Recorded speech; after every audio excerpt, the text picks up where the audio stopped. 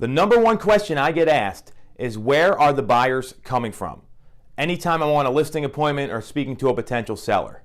Check out episode 47 of Tom's Take now to find out 3 ways we can determine exactly where the buyer is.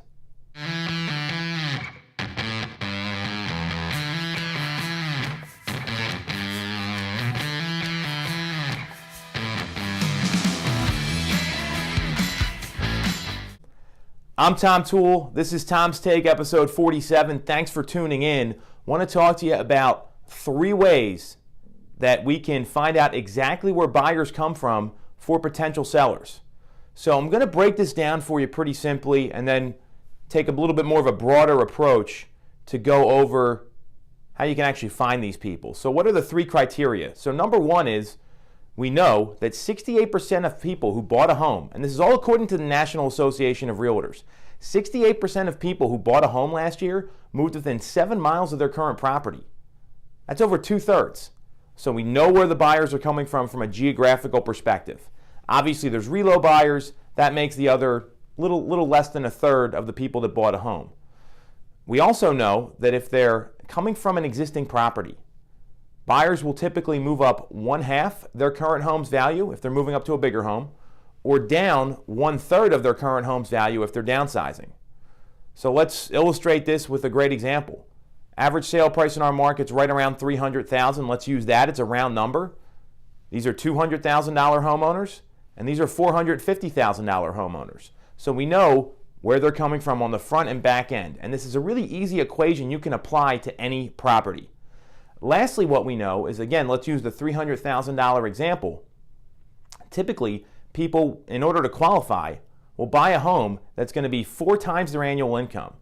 That's the max that you can typically qualify for. Again, there's some variables there: cash position, money in the bank, down payment, debt to income ratio. But that's a general rule of thumb that any mortgage broker, mortgage rep will tell you. So let's use the $300,000 example. That breaks down to $75,000 a year. And it actually makes a ton of sense when you look at the economics of the greater Philadelphia area. The median income in Philadelphia and the surrounding counties is $83,000. So we're coming in very close to that. So you can see that makes a lot of sense, not only from the studies that are done to show the move up and move down ratios, but also what the median income is in our market. So we know where they're coming from, what kind of home they're living in, and how much money they need to make. Pretty specific. So we take that, and the question is, how do you use this to level up the advertising with your property? So what I know is that there's a lot of techniques out there.